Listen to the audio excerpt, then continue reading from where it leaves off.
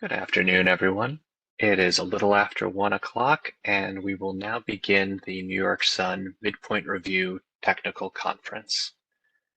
My name is Max Joel. I'm the Assistant Director for the New York Sun program at NYSERDA, and I'm very pleased to welcome everyone to today's webinar. With me today are my NYSERDA colleagues, David Sandbank, Dylan Cunningham, Shyam Mehta, Sarah Jayanthi, Luke Forrester, Sunny Joshi, and our able technical support, John Necroto. We also have a number of staff members from the Department of Public Service, Marco Padula, Pete Sheehan, Zerai Hagos, and Justin Fung are on the line as well.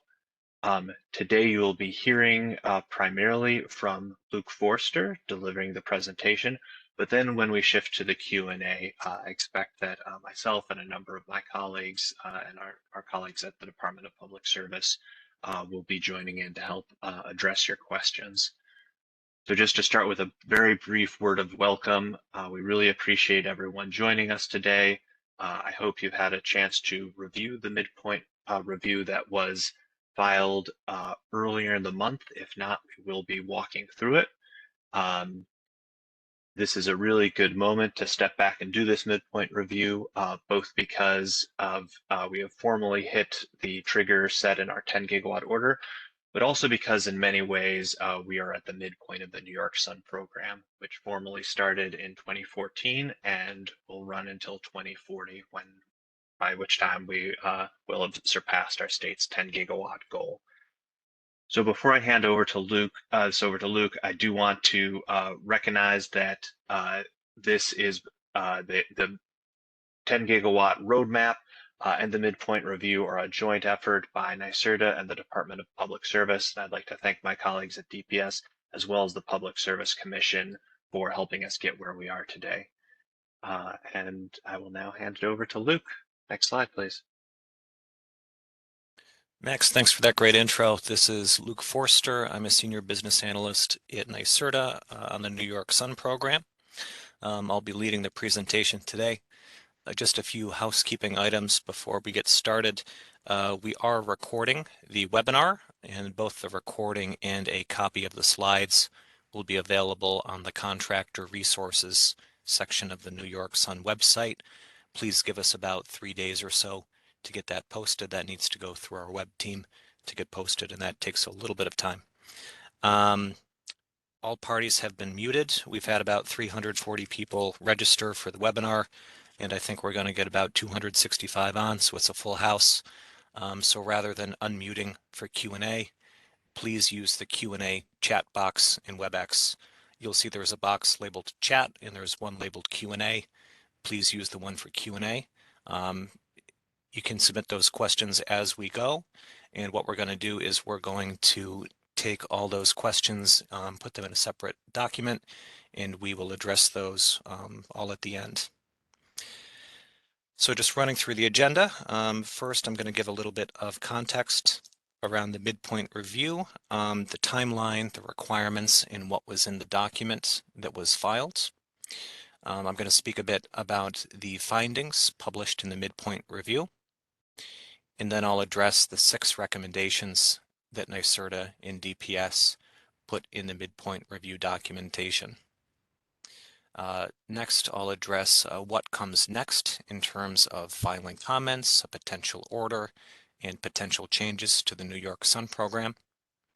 And finally, we've got ample time set aside for question and answer at the end. So that's where we stand. Next slide, please. Okay, you'll notice this abbreviation MPR. That's going to stand for Midpoint Review Today. So on April 14th, 2022, New York Public Service Commission issued a document known as the 10 Gigawatt Order, which essentially expanded New York Sun from 6 gigawatts by 2025 to a larger, more long-running program of 10 gigawatts by 2030. That 10 gigawatt order really was built on the work of the Distributed Solar Roadmap, which was filed the previous December. So that order came out this past April, and about 2 months later, NYSERDA issued program changes, including new commercial industrial megawatt blocks, new Con Edison incentive rates, and a few other program changes. Those changes went live on June 7th, 2022. There had been a stretch of time prior to those program adjustments where there was not a New York Sun incentive available for upstate projects. As such, there was a large backlog of about a year's worth of projects, and that backlog of projects came in, very rapidly after the program opened, and we saw close to about 1 gigawatt of projects submitted within the first 2 months. There was some rapid uptake as well in the Con Edison non-residential market, but not to that same degree we saw upstate. The 10 gigawatt order specified that NYSERDA and DPS should file a midpoint review, either when half of the new upstate capacity was allocated, when half of the new Con Ed capacity was allocated, or December 31st, 2025, whichever came first. And the first of those items we hit was, of course, allocating half of the new upstate commercial industrial megawatt block capacity. The 10 gigawatt order allocated a little over 2,900 new megawatts of upstate commercial industrial capacity, and we went through half that amount as of this past November 17th, 2022. Within 60 days, by January 17th, we filed that midpoint review document. I'm going to speak a little bit about the trigger date today, and I'm referring to that November 17th date as the trigger for the midpoint review. The 10 gigawatt order directed NYSERDA and DPS to host a technical conference to talk about the midpoint review and to address questions that stakeholders might have on it. This webinar that we are on now is that self-same technical conference. So this will be recorded, this will be posted, and this is a venue to really dive in to the recommendations and the findings in that midpoint review document, as well as to serve as a launching off point for additional comments that stakeholders might want to file with DPS. Comments need to be filed by April 10th, 2030. That gives you a little over 2 months, and they can be filed on the DPS website. I've got the case number here. And you can Google that, and we will also have that live hyperlink to the DPS website when we post these slides. So there are a couple different ways to access that website and file comments. Next slide, please.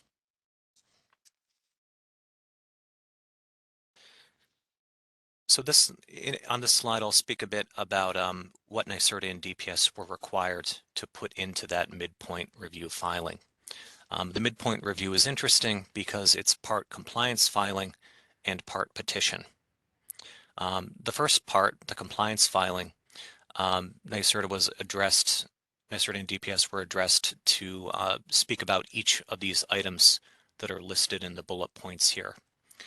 First, the types of projects being developed and submitted through New York Sun. For instance, the breakdown of projects between community solar versus remote crediting versus on-site. We also included some analysis of upstate versus downstate and some analysis between commercial industrial scale with smaller non-residential projects and single-family residential. We were directed to include information about updated project costs. We got that data and that analysis from a variety of sources. We looked at the developer reported project cost per watt that was included in Salesforce for each project application. We looked at third-party analysis from groups such as Wood Mackenzie, Bloomberg, NREL. There's a lot of great third-party analysis out there regarding project costs and how they've changed during the COVID years with supply chain constraints. We also took a look at utility interconnection costs and included some brief analysis on that. And we discussed a bit of the international cost trends regarding modules and other components, including import tariffs and trade cases, that have resulted in some turmoil around component pricing. We were also required to address market or policy factors that might be changing the rate of uptake in the PV market. When the midpoint review in the 10 gigawatt order were written, there was a lot of speculation around whether an act known as Build Back Better would be passed into law. Well, it ultimately wasn't. We got something very similar in the Inflation Reduction Act, which of course includes a lot of significant changes for the investment tax credit for solar, as well as some incentives for PV manufacturing, which will impact project pricing down the road. So we addressed the IRA, the Inflation Reduction Act, as part of that midpoint review. Fourth, the 10 gigawatt order indicated that we should consider whether changes to the value stack, specifically the E-value, and or the structure of the megawatt block incentive would need to be changed based on recent market conditions. And I'll address that in a little bit more detail on a later slide. Fifth, the midpoint review took a look at the rate of uptake in each of the Con Ed non-residential megawatt block buckets. You'll recall in the 10 gigawatt order, NYSERDA was ordered to basically take the Con Ed non-residential program and offer different base incentives based on project sizes. There's one incentive rate in megawatt block structure for small projects up to 200 kilowatts DC. There's a second project size category for projects between 200 kilowatts and 1 megawatt DC. And then there's a third block for projects above 1 megawatt DC. We took a look to provide insight as to whether that's an appropriate method of moving forwards with those three project size categories. Finally, the midpoint review took a look at prevailing wage, and in particular, whether changes would need to be made to the New York Sun prevailing wage adder. So those were the 6 items that the midpoint review required NYSERDA and DPS staff to consider. Additionally, we included several other items for consideration, including 6 recommendations for the Public Service Commission. Those recommendations sort of went above and beyond the scope of what was required to be in the midpoint review, but we felt that they were on topic and were sound recommendations for improving the New York Sun program and distributed solar policy in New York State. And those will be discussed in much greater detail on a following slide. Let's move on to the next slide, please. Okay, I'll speak a bit about the midpoint review findings. First, as Max mentioned in his introduction, New York State's well on its way of achieving the 10 gigawatt by 2030 goal. We've currently got about 4.3 gigawatts DC already built and interconnected, with another 3.4 gigawatts of New York Sun projects that have received incentive awards that are expected to be built in the next few years. So between what's built and that mature pipeline, that takes us to about 77-78% of 10 gigawatts. We still have remaining budget available. We've got about 1.3 billion left in the New York Sun budget, and that's broken out on a later slide as well as in the midpoint review document. So we do have sufficient funding available to get us to that 10 gigawatts.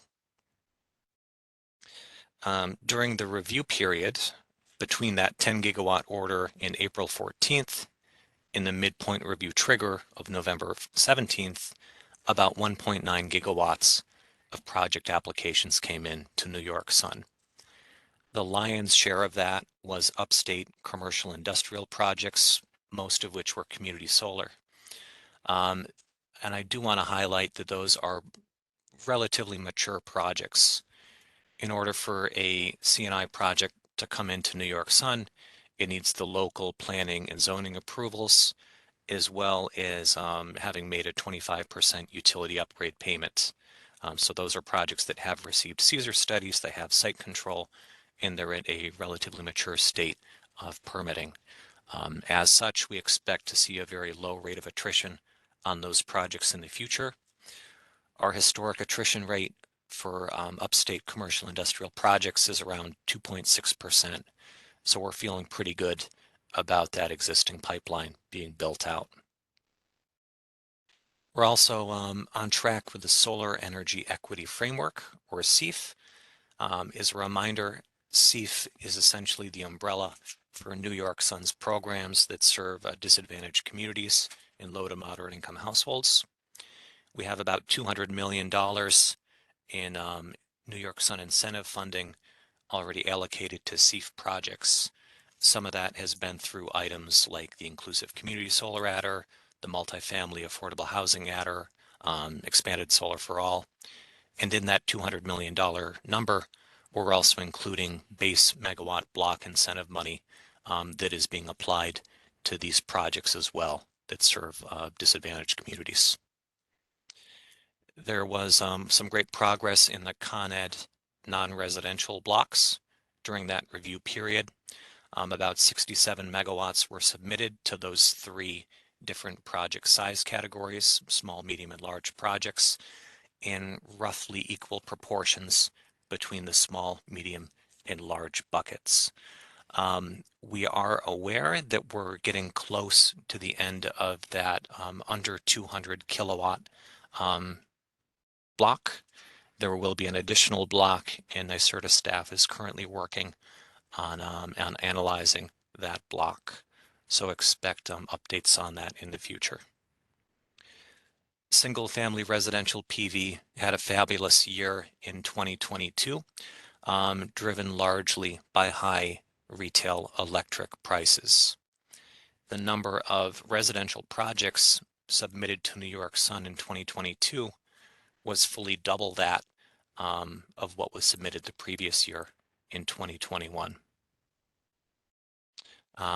Finally, the midpoint review took a look at project costs, and we acknowledge that while the Inflation Reduction Act is going to be a significant tailwind to a lot of projects and provide greater investment tax credits, we acknowledge that project costs have really been high over the past year and a half, driven by items like uncertainty around federal import tariff policy, tight supply chains, and increasing demand both for project components, equipment, as well as for labor. And that was a pretty packed slide, but let's move on to the next one. So this table is in the midpoint review. And what we're showing here is that, well, we have seen an enormous amount of uptake in the megawatt block program. We still have a very significant amount of megawatt capacity remaining in each market segment. So on the second column, total megawatt block capacity, you'll see we're showing that if you add up all the New York Sun megawatt blocks, that's about 8.2 gigawatts. It's a 10 gigawatt program. Why does that not add up to 10? That 10 gigawatts also includes projects that did not come through the New York Sun megawatt block program. For instance, it includes some of the old legacy competitive bid programs. It includes projects that were built incentive-free, and it also includes projects that predate the New York Sun megawatt block. And we see on the fourth column, about 1.9 gigawatts was submitted during that review period of April through November this past year, much of which were backlog projects. And we've got about 2.1 gigawatts in remaining megawatt block capacity spread across the different regions and market segments. Let's move on to the next slide, please. This is a budget table. This was also included in the midpoint review documents. You'll see that New York Sun has a total program budget of about $3.2 billion. That's the total in the second column. As of the midpoint review trigger, about 1.9 billion was allocated. And as of that midpoint review trigger of November 17th, we had about 1.3 billion in remaining funds to serve the remaining over 2 gigawatts of New York Sun capacity.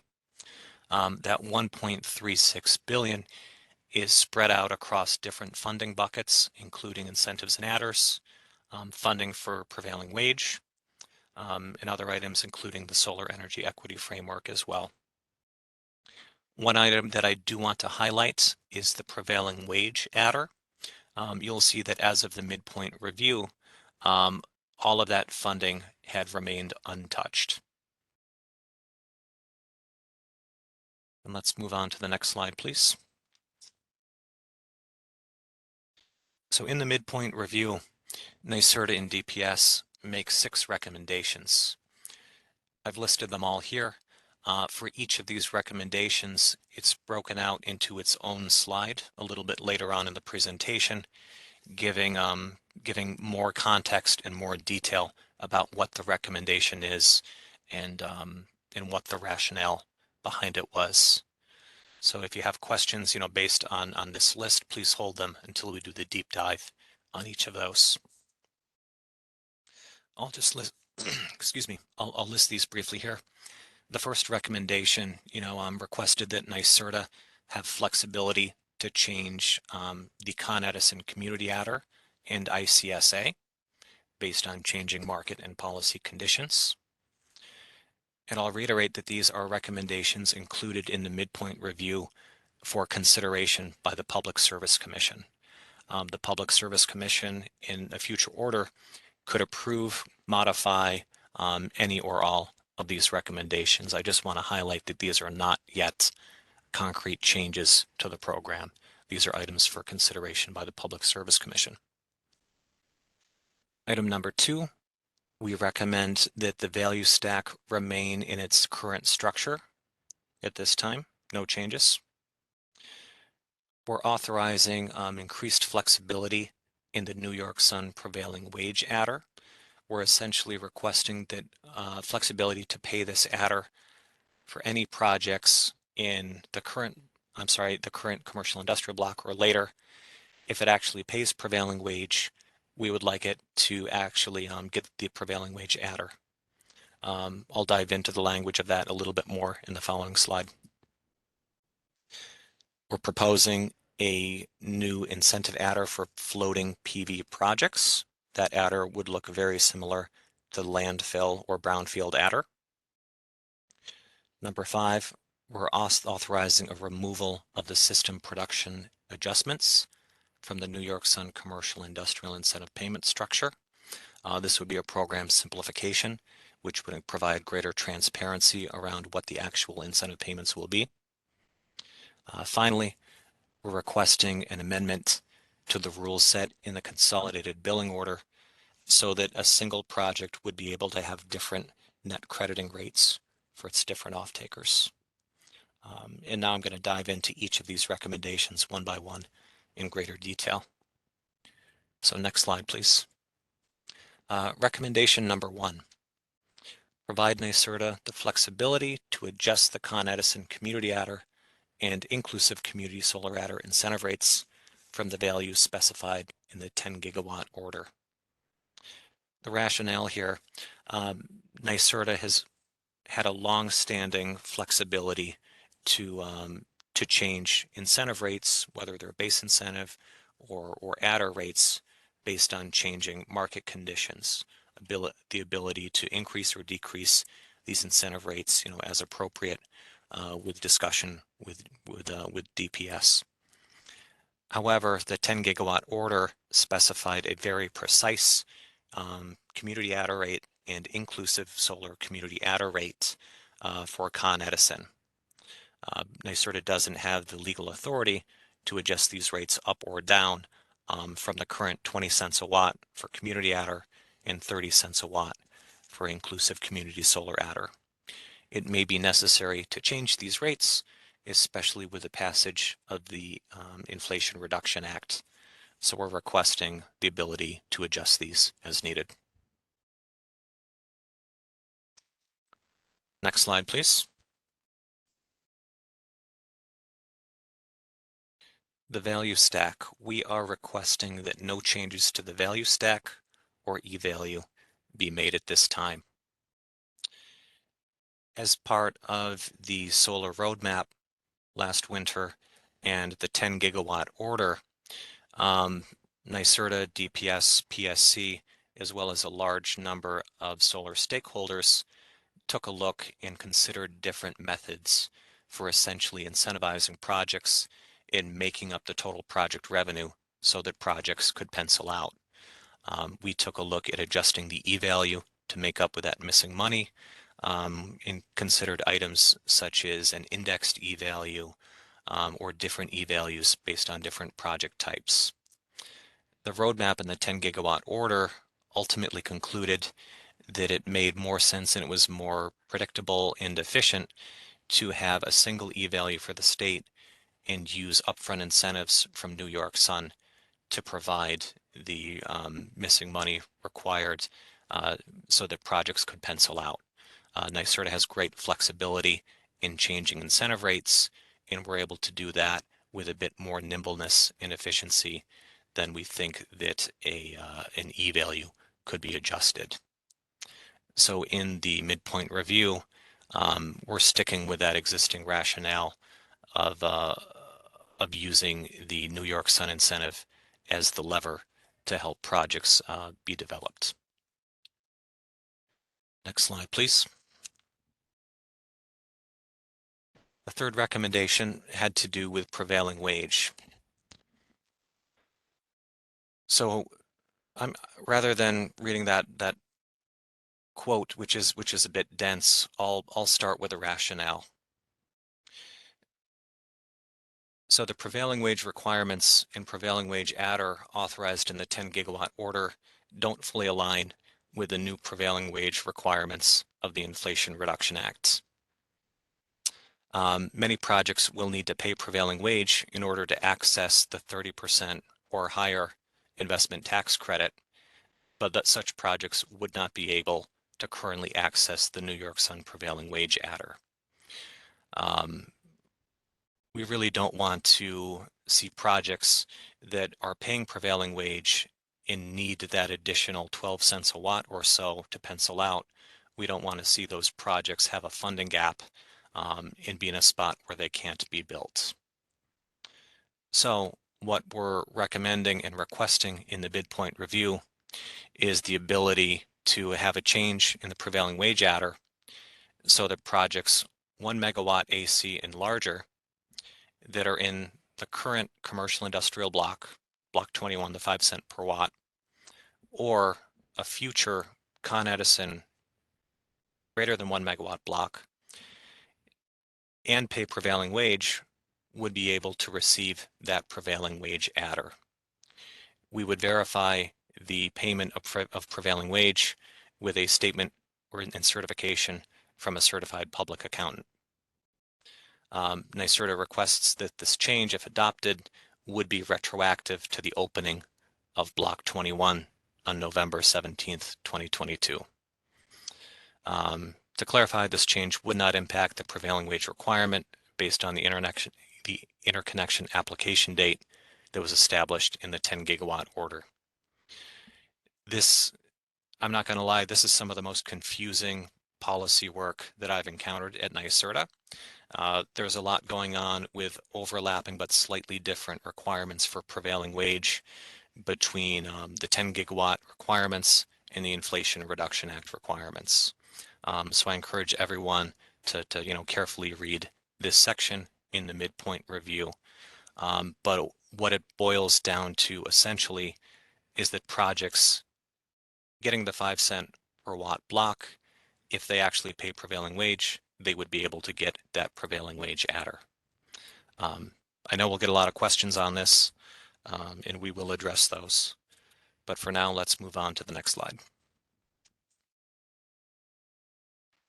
We're requesting the flexibility to introduce an adder for floating PV. such as PV built on municipally owned dams or reservoirs. We're proposing an initial incentive rate of 15 cents per watt, same rate that we currently have for projects on brownfields or landfills. This is just another way to introduce creatively sited projects that aren't taking up prime farmland.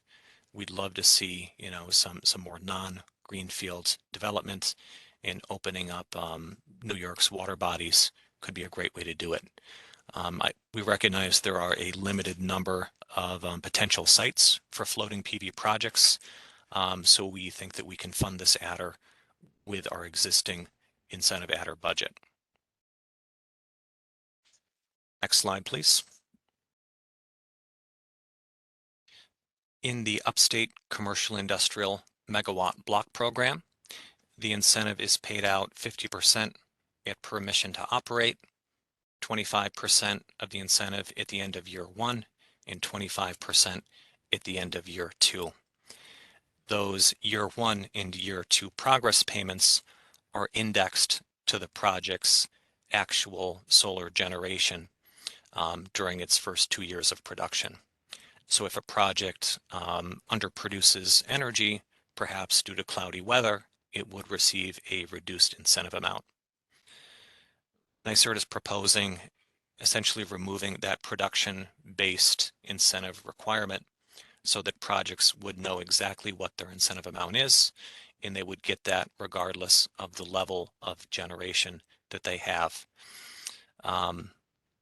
Additionally, we'd like to offer developers a choice between getting a single lump sum payment, 100% at permission to operate, or 50% at PTO, 25% at the end of year 1, 25% at the end of year 2.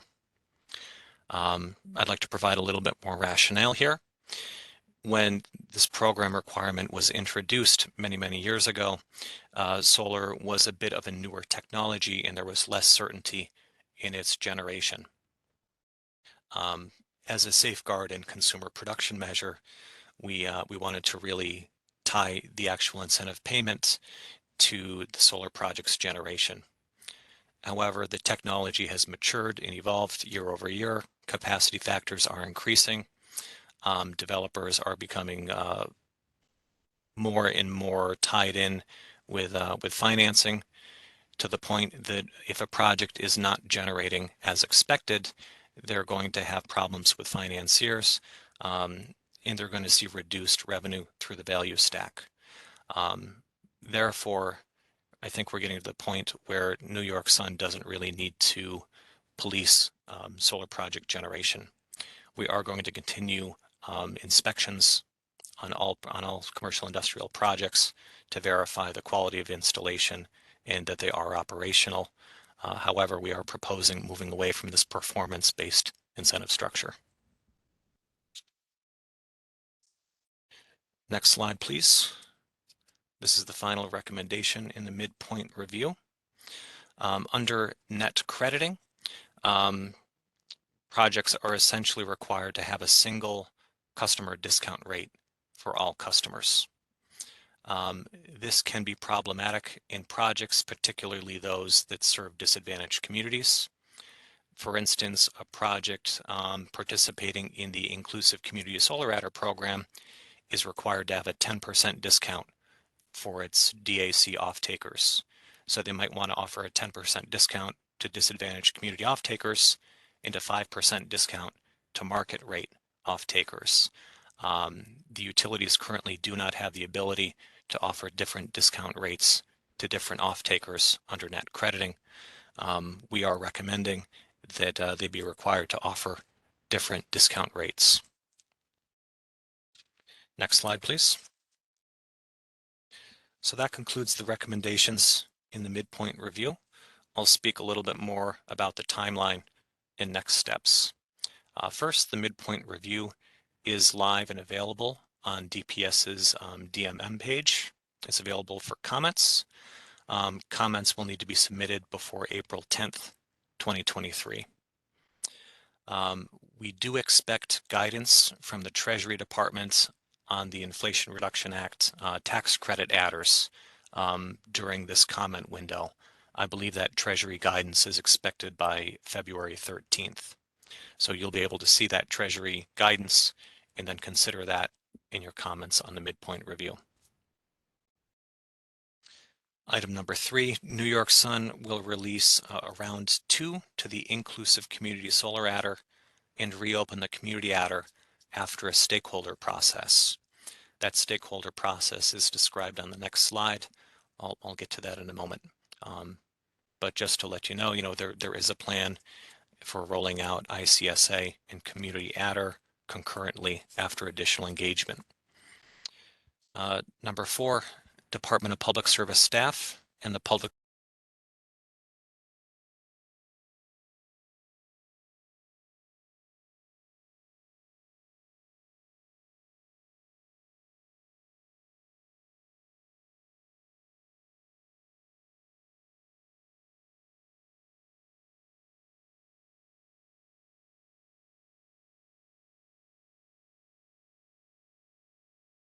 Hey, Luke, I think we lost you on audio.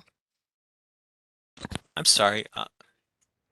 Okay, when did you lose me, Sarah? If you want to restart bullet 4. Okay, sounds good. I'll rewind. Okay, thanks for that pause there.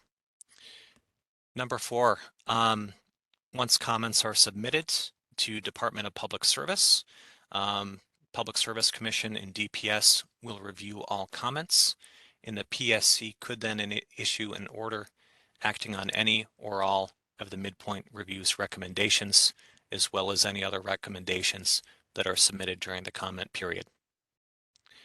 NYSERDA staff would then update the New York Sun program, including program manuals and program documentation, to reflect any changes in a new Public Service Commission order. Next slide, please.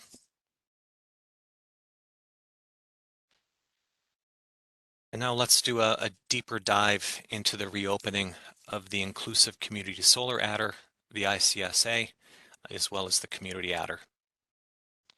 The first item, we expect guidance on the Inflation Reduction Act to be issued within the next 2 weeks by February 13th. Number 2, NYSERDA will review the guidance. I know most developers will be eagerly reviewing that on their own as well. NYSERDA may adjust the ICSA Round 2 program design proposal based on this federal guidance. Number 3, NYSERDA will put together a second straw proposal around the ICSA and host a webinar, which will be in mid-March, to review the proposed updates. And I'll just pause. Can you still hear me? Yes, We we can. Okay, Yes. thank you. Once NYSERDA has that webinar and posts that ICSA straw proposal, stakeholders and developers will have at least 15 days to digest that and provide comments and feedback. NYSERDA will receive that response, consider it, and then we'll make any final adjustments to the ICSA and Community Adder design. Finally, we'll go ahead and release that Round 2 ICSA, and the Community Adder will be reopened at the same time as the ICSA. Okay, let's move on to the next slide, and that will take us to the question and answer session. I know we've received a lot of questions and a lot of comments throughout the presentation. Please just give us a moment to digest those questions, and we will answer those one by one. Thank you.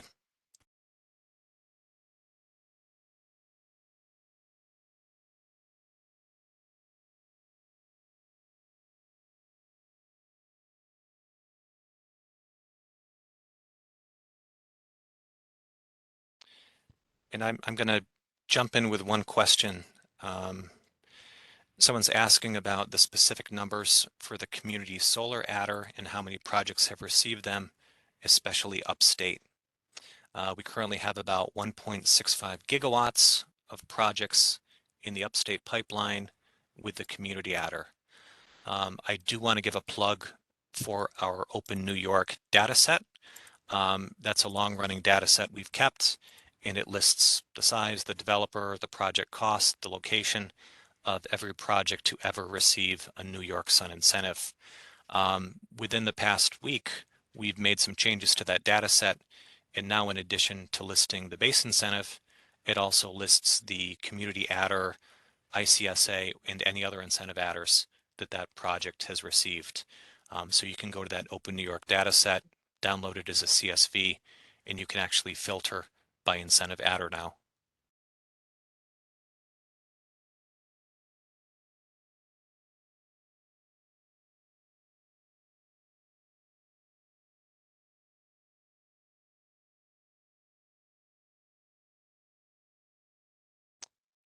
And Max, if you want to dive in with a few of these, I'll catch my breath and I'll read through these. Certainly, Luke, thank you very much for a expert presentation as always.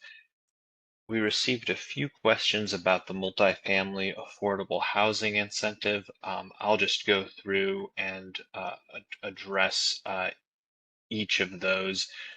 So the first question was, are projects receiving the multifamily affordable housing incentive included in the Con Ed non-residential megawatt block allocations?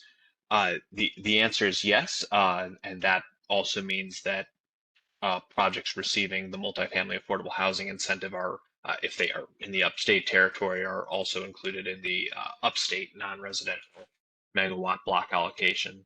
So just to clarify, that's from a megawatt perspective. A project that is 100 kW, for example, that receives the multifamily affordable housing incentive in Con Ed will reduce the current block level by 100 kW when it comes in. Projects receiving that incentive do receive a dedicated incentive rate that is higher and different than the base block incentive. So just next I see a general question: how many megawatts and how many projects received the multifamily affordable housing incentive? And a related question about where the funding comes from.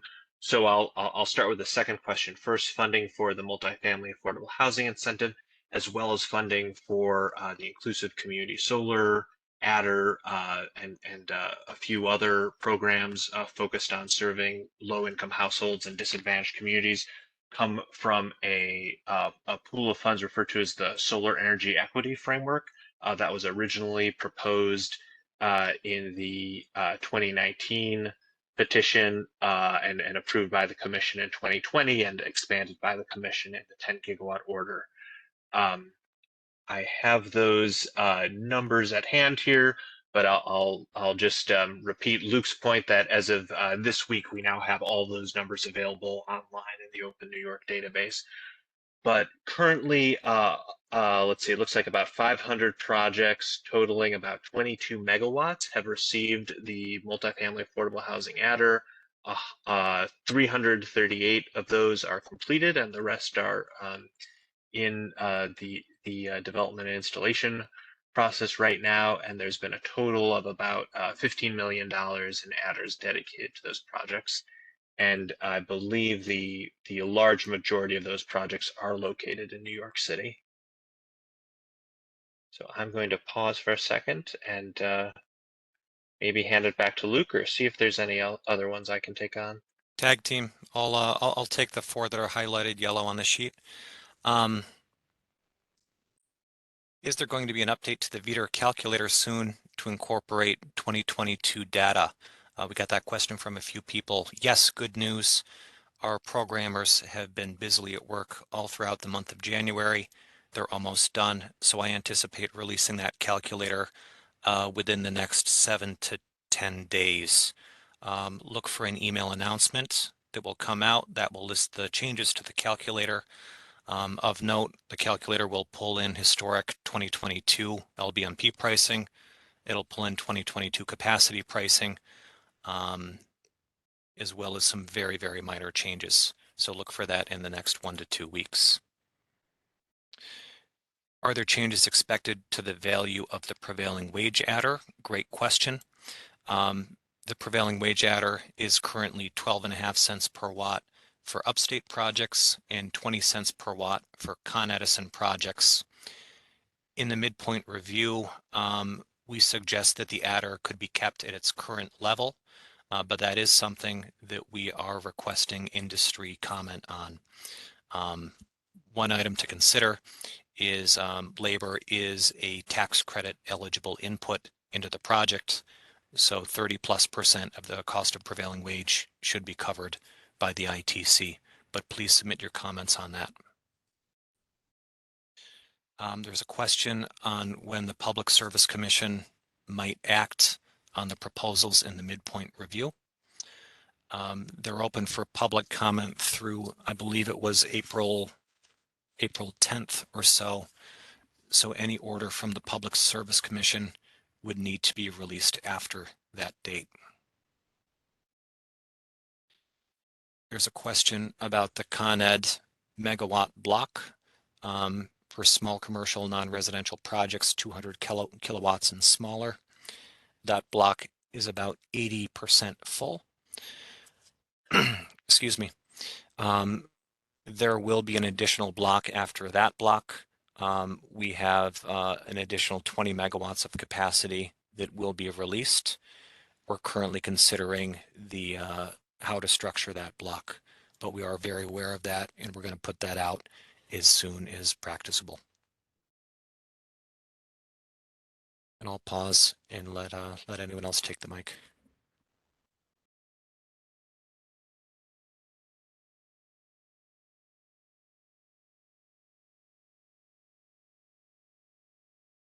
Okay, this is Max Joel. I guess tag team back to me. I have a couple to address. So we received a question about the net crediting recommendation. As Luke addressed and is in the NPR, we are recommending that net crediting projects be able to offer residential subscribers within one project different discount rates. But the question is specifically about if I follow correctly, will that is that recommendation coupled with a recommendation that all community adder projects also meet ICSA, what are referred to as ICSA type requirements? So I believe this is sort of alluded to in the midpoint review, the possibility that community solar projects at some point in the future might be required to meet some requirements for including low and moderate income subscribers or residents of disadvantaged communities. So I think I may be somewhat missing the question, but I think my general response would be that that's a really important area to provide your perspective in the comments, both on the specific question of net crediting with multiple discount rates, but also if you feel there should be other requirements attached to that, or if you feel there should not be any other requirements attached to that.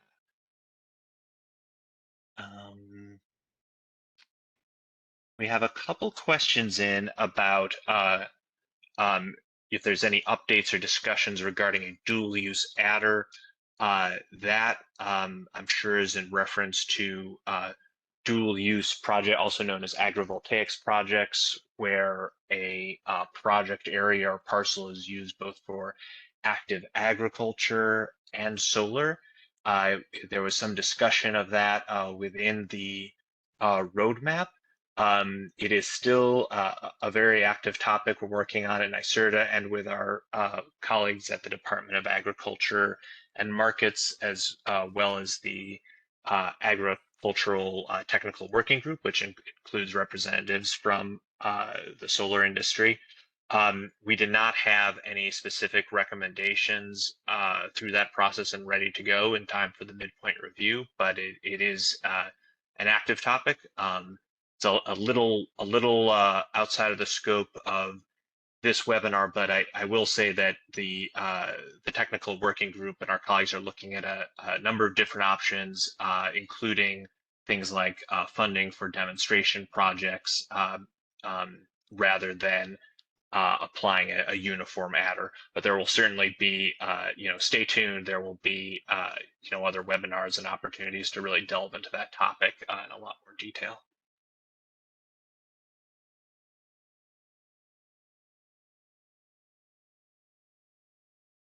There were a few questions about project cancellations and attritions. First, how do we calculate the attrition rate? We're able to see if a project cancels out or drops from the queue, or decides not to move ahead. So we're able to track that pretty easily and compare that to the total fleet of projects. If and when a project cancels out, we take the incentive award that was allocated to that project and we put that funding back in the budget. So that funding is used for additional projects.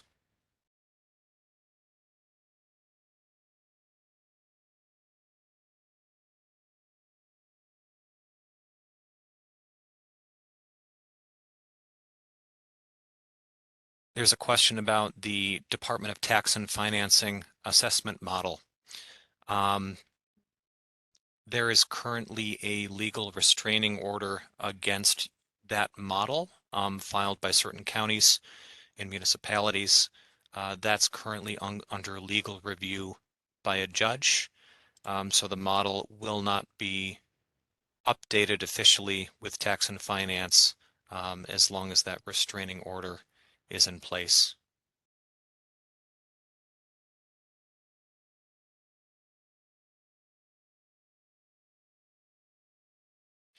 There are a number of questions, and Max, feel free to chime in if you want to add to my answer here. There are a number of questions asking why the prevailing wage adder would not be made retroactive to projects before Upstate Block 21. The thought process is that those projects locked in a richer incentive, 12 cents a watt or higher, and are going to be getting a 30% ITC. So we wanted to limit the prevailing wage adder to projects in Block 21, where we stepped the incentive down to 5 cents a watt. The thought process was that projects getting a richer incentive and a 30% ITC would be better equipped to pay that additional cost of prevailing wage.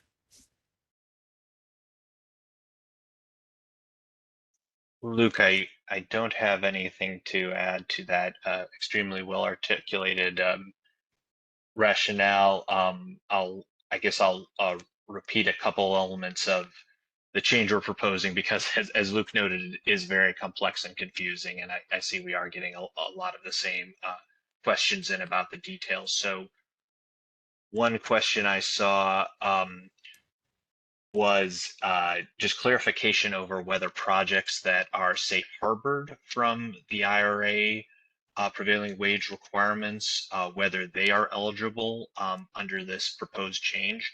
So the answer is yes, if those projects actually do pay prevailing wage. So essentially, if a project owner, maybe ignores or for whatever reason, even though the project could technically safe harbor, chooses to go ahead and actually pay prevailing wage, that project will be eligible for the adder if it is in Block 21 or later for upstate.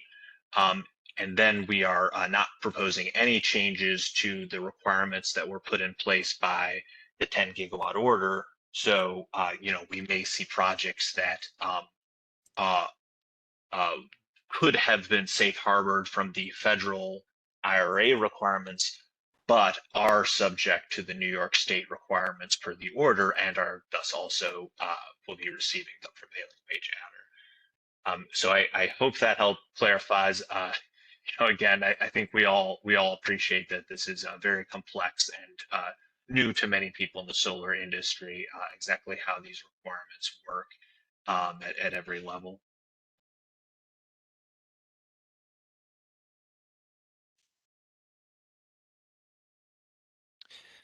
We have a few questions about timeline. John, could you please move back one slide to that timeline? Excuse me. I just want to kind of walk through this again. The first item, the Inflation Reduction Act guidance should come out mid-February. NYSERDA is going to review that guidance, come out with a straw proposal in a webinar by mid-March. Then that'll be open for at least 15 days for stakeholder feedback, which would take us to early April, and then a possible implementation soon after that. Comments on the midpoint review are due by mid-April, so the soonest we might see an order from Public Service Commission would be in the April-May window. They would move at their own speed, but that is the earliest possible time. So that just gives you a sense of how these two processes, ICSA and midpoint review commenting, overlap.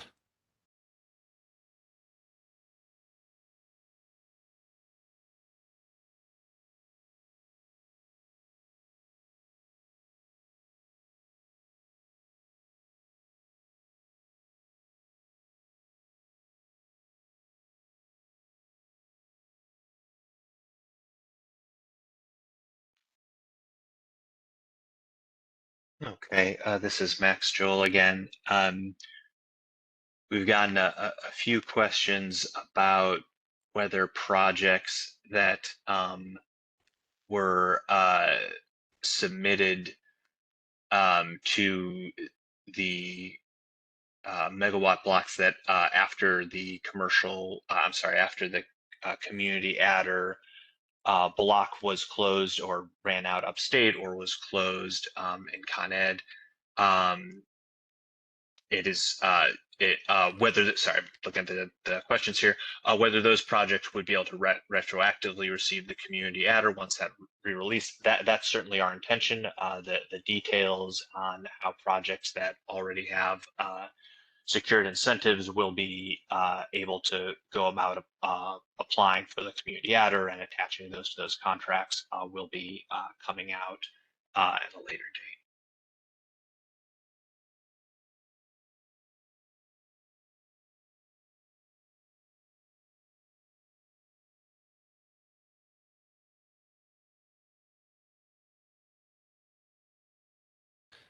Will there be an additional upstate megawatt block after block 21? Yes.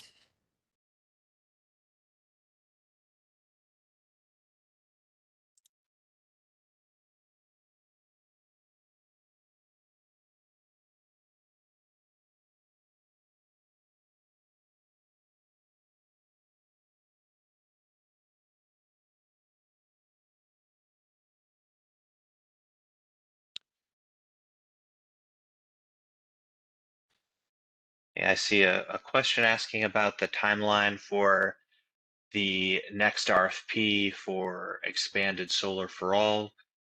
Great question. Similar to the ICSA, we are waiting to take a look at the federal IRA guidance for the low-income bonus tax credits, because those certainly may apply to ESFA projects as well.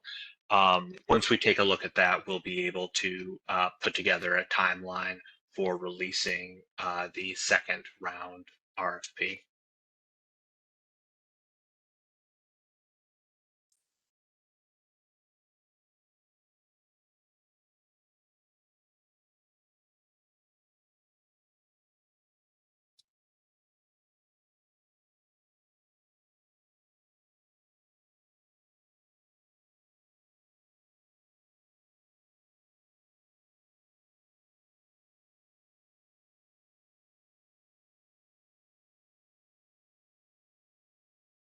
Okay, I see a question came in about the announcement.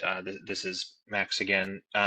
See, a question came in about the announcement that went out today regarding the agricultural notice of intent process for projects that are co-located. So that's multiple, typically 5 megawatt AC projects that are located on a single parcel or adjacent parcels. There has been a change in how those projects are being handled for the purpose of determining whether agricultural mitigation payments are needed. Please, of course, refer to the email that went out. There'll be updates. All the related information will be updated in the program manual shortly. The question was, would NYSERDA be open to receiving comments about this change to the NOI process? The honest answer is no. This is sort of outside the scope of the midpoint review and relates to the Department of Agriculture and Markets interpretation of the relevant part of the ag law. So we made that change in coordination with Ag and Markets, we certainly understand that in some cases it will impose new costs for projects.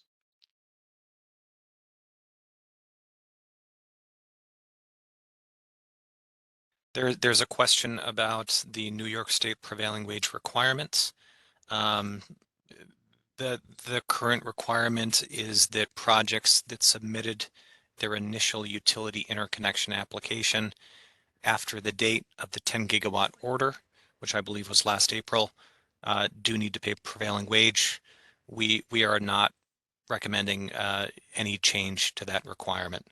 So projects that start their initial utility application after the date of the 10 gigawatt order and are above 1 megawatt AC will still need to pay prevailing wage.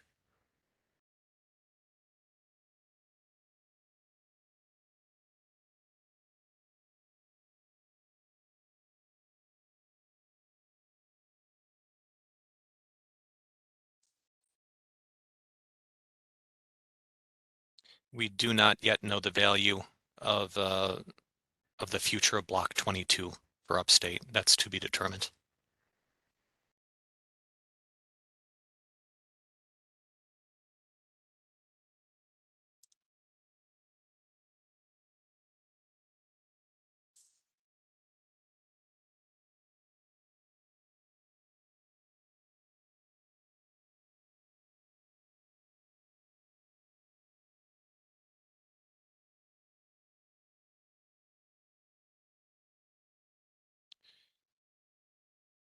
Yes, it is safe to say that the community solar incentives, meaning the community adder and the inclusive community solar adder, are on hold so that we can assess them alongside the Inflation Reduction Act tax credit adders, which we'll know more about on February 13th.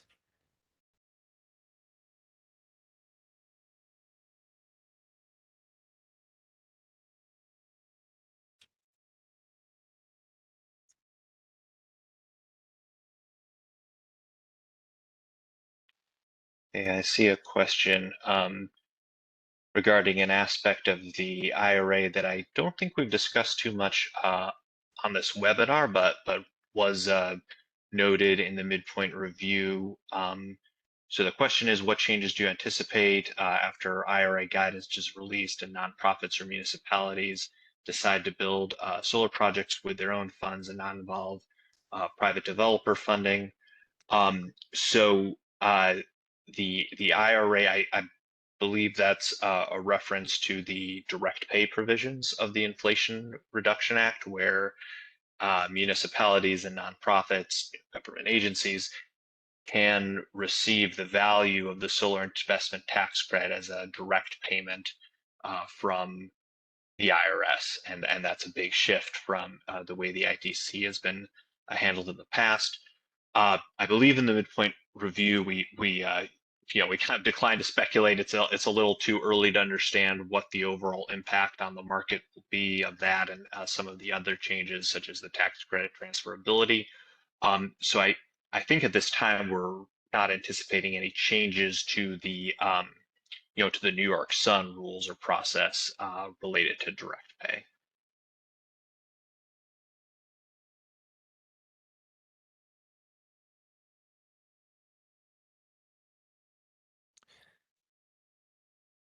If a project's interconnection application, initial utility interconnection application, was before the April 2022 order, are we recommending that that would now be eligible for the prevailing wage incentive? Yes, so long as it pays prevailing wage. and comes in New York Sun Block 21 or later.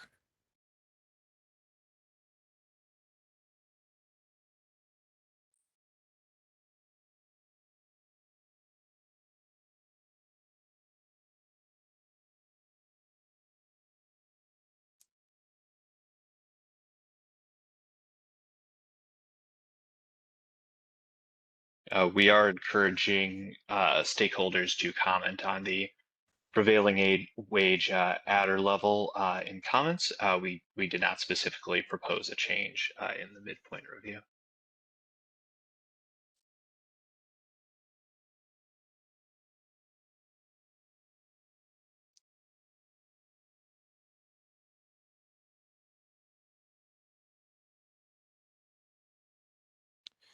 PV projects paired with storage are certainly welcome to apply for a New York Sun incentive. Yes, they can take them.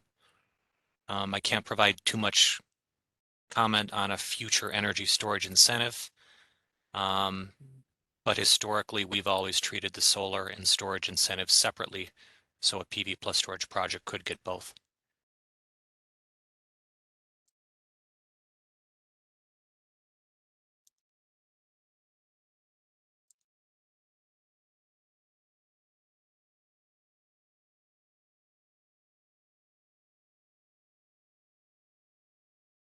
So yeah, I see a couple of questions coming in again with the question about retroactively adding the community adder to projects that were submitted after the previous community adder blocks ran out.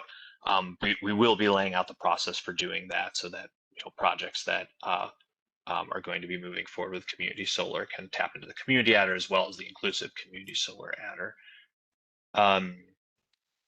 And then I saw the question regarding the rationale for the 1 megawatt cutoff. That's something that was proposed in the roadmap. I think there's a pretty thorough discussion there and in the commission order as to why that would be the appropriate size threshold for a requirement, and thus the adder is tied to the requirement. I'll note that that's now also the threshold used in the Federal Inflation Reduction Act, 1 megawatt AC.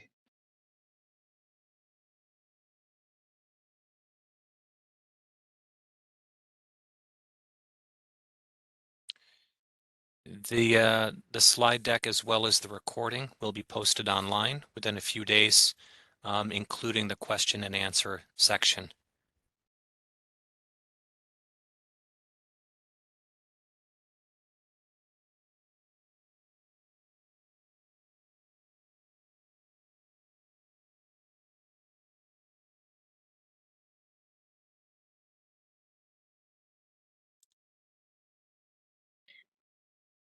And just to make sure everything was addressed, I see a kind of a stray question on our list. I may have addressed this when I discussed the multifamily affordable housing incentive, but just to clarify, that multifamily affordable housing incentive is fixed, as in it's $1.60 a watt in the Con Edison territory and $1 a watt in the upstate territory, as well as in Long Island. We actually do have a funding pool just for Long Island projects, unlike most of the incentives. And then there is a $2 a watt option in Con Edison for community solar projects that meet certain other requirements related to serving low-income residents. So that is a set incentive level that does not decline as the base incentive blocks decline.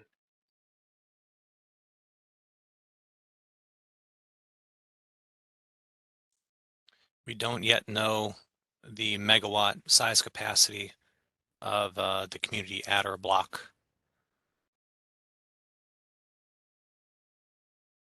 but we will be thoughtful as to the number of projects in the interconnection queue that might apply for it.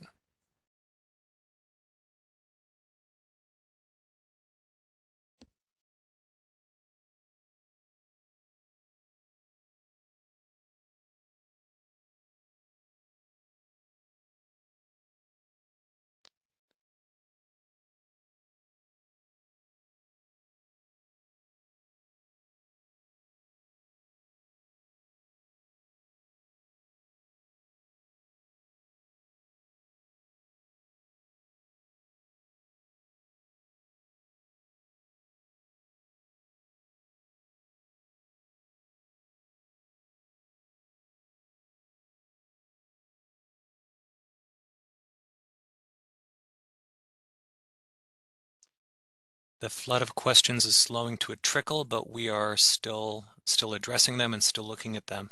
So if you hear pauses, that just means that we're considering questions.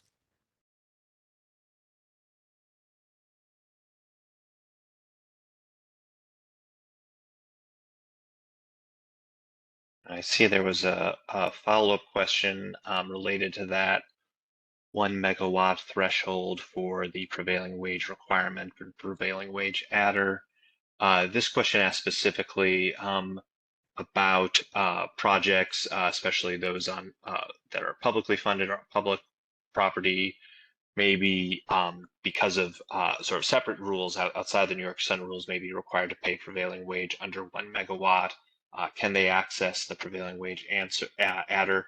The answer is no. There was a pretty good discussion of that in the comments related to the roadmap. Those projects are not subject to the requirement from the New York Sun rules, and they're not eligible for the prevailing wage adder. Now, in many cases, they may be eligible for higher base incentives because of their size. So upstate, the non-residential 750 kW and under projects are eligible for a higher incentive, and the Con Edison territory, smaller projects are eligible for a much higher per watt incentive. And I believe in most cases the difference would exceed the prevailing wage adder when compared to the base incentive available to projects over 1 megawatt.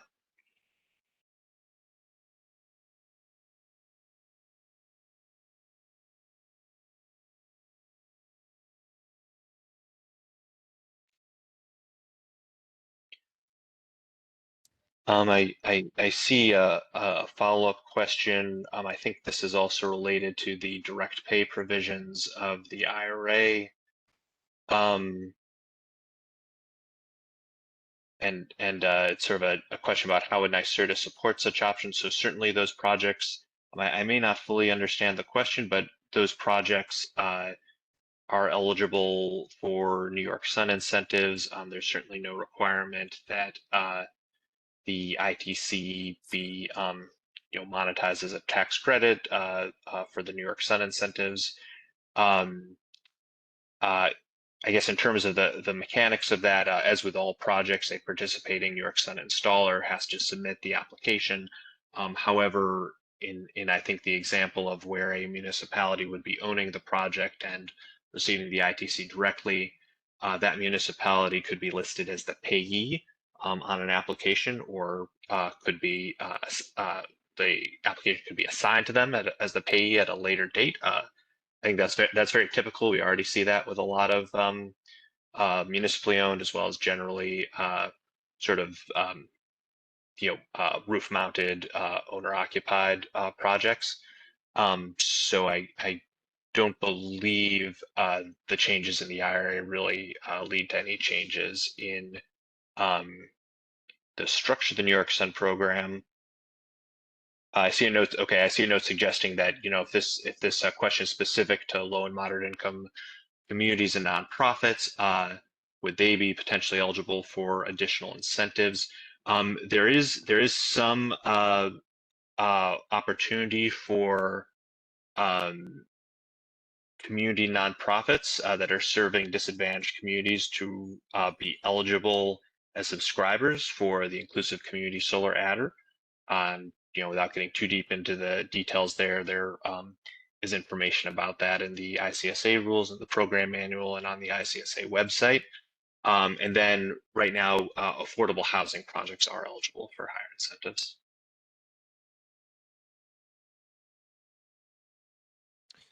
We have a question asking if the 5 megawatt AC project size cap will be raised in the near future. This was not something that was addressed in the midpoint review. I do want to point out that New York Sun has the 7.5 megawatt DC incentive cap, but the 5 megawatt AC cap to participate in the utility distributed tariffs, that's a utility requirement. So that's outside the scope of New York Sun's purview. But by all means, you're welcome to file comments to that effect.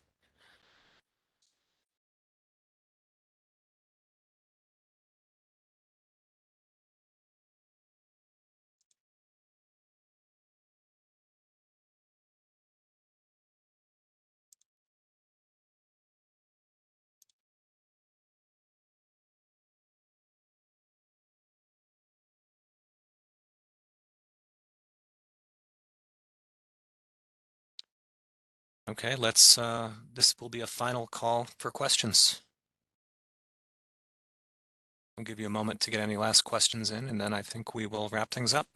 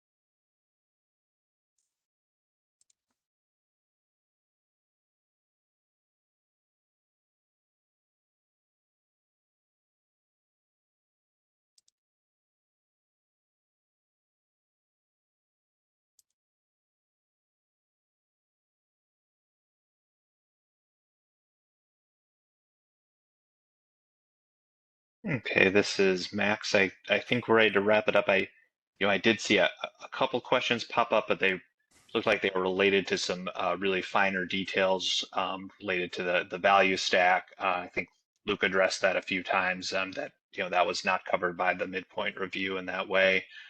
So thank you once again to everyone for attending. See, we have well over 100 people still on the line. Once again, we will be posting these slides and the recording. Please take a look at this again, take a look at the midpoint review, and we strongly encourage everyone to file comments if they so choose. Thank you again, and have a great afternoon.